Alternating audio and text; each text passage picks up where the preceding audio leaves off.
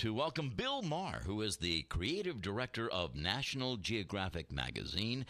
And Bill is responsible for the design and art in the publication, and he's now also leading the push into the digital world of National Geographic's award-winning iPad app. Bill Marr, what a pleasure to have you on. Hello there. Oh, it's a pleasure to be here, Phil. You ought to have your own talk show on. yeah, I'm not the funny guy. Yeah. I'll tell you what you are. You're the amazing guy because you are the creative director and responsible for choosing what goes on the iconic covers of National Geographic, right? Right, and it's quite a pleasure and a privilege to do this. Wow.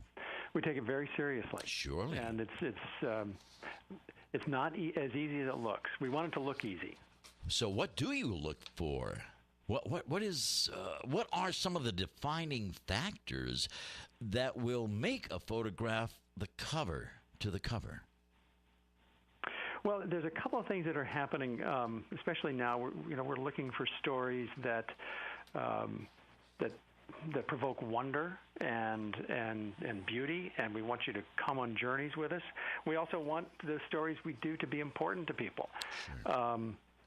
But mostly when it comes down to actually doing the cover, it's that combination of words and pictures that works so well. Absolutely. We've got to have a great cover line that can, and the more we talk about things with the covers, that cover line really drives why people pick us up. The imagery needs to be beautiful and inviting, but it's that cover line, those words, that actually give it a point and a message. It truly does. And ladies and gentlemen, you will not find a more beautiful book than out on your favorite bookstores right now, titled National Geographic: The Covers.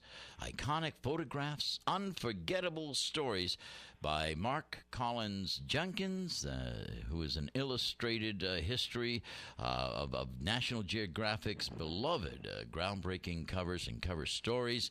Joining us is Bill Marr, who's responsible for choosing this for how many years now, the photographs? How many years have you been doing this?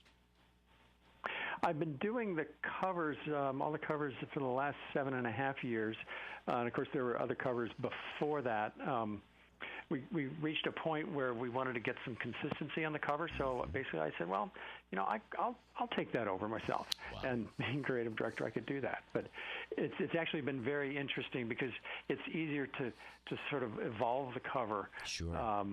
With the messaging and with the trends and how many kinds of stories we're doing throughout the year. It's really helpful to have a small team working on them. Yes. How would you describe to our listeners what this beautiful book is all about, National Geographic: The Covers? How would you describe it, Bill? Well, it's a big book. It's about 9 by 11, and I know this is radio, so it's hard to actually. I wish I could show a picture. Actually, we are right now. Actually, Bill, radio is the most visual of all mediums. So there's. So you can see on the cover the Afghan girl with those beautiful green eyes and that red shawl over her head. Yes. And she's staring out at you. Mm-hmm. And that's one of the most iconic images of National Geographic. It's been on our covers, of course, but I think she's been identified as just the National Geographic icon. Well, what's the story? Sharbak. Yeah. Well, her name is Sharbak Gula, and Steve McCurry is a photographer. He's still working for us.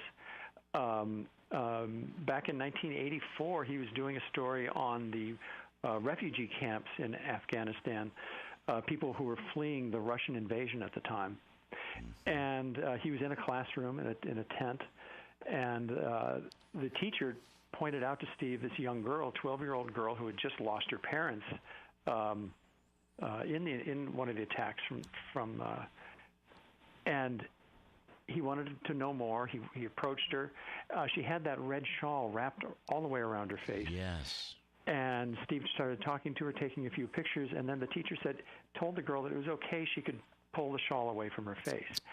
And Steve was only able to squeeze off 2 frames before the girl just took off out of the room. Oh, my goodness. And And you have to think, this is 1984. This is the days of film. Oh, wow. So it took, he had to ship the film back to headquarters here in D.C. This is basically how everybody worked. Yeah. And he didn't see that frame for 4 months.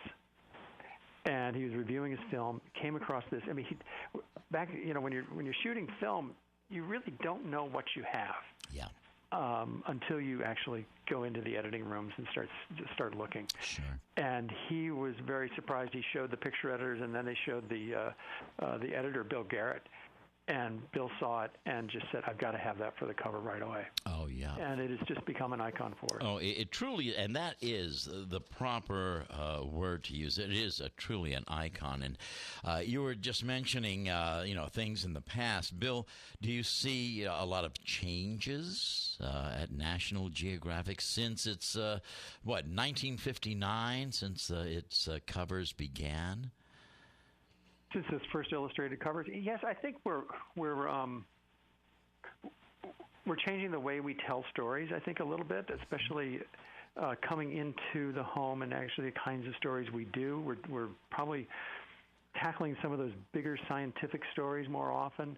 We're tackling things that you need to know about, things about the environment and change. Right. But we still have other stories that are just about a sense of wonder.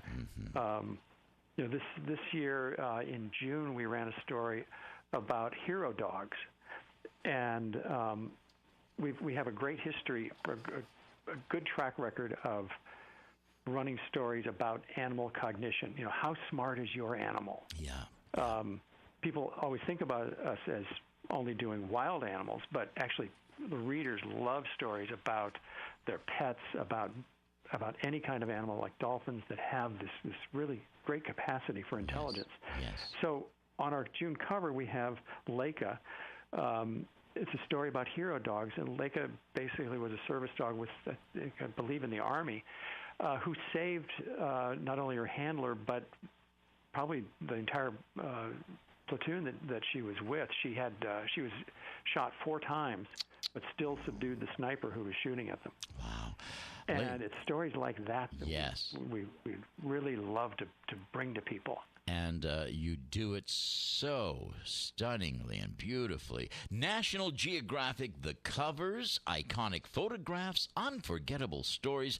Ladies and gentlemen, this would make the perfect gift for anyone. The holidays coming up.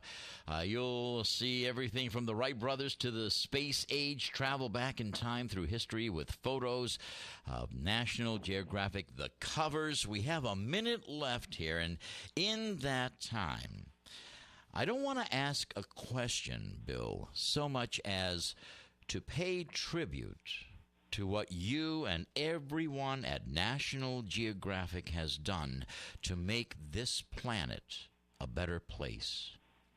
Thank you, and thanks to National Geographic for making our world so much better through your publication. Thank you, Phil. Thank you very much. It's our honor. And it has been just that for me here on the Midday Magazine. Thank you, and we will definitely be in touch for future covers, all right?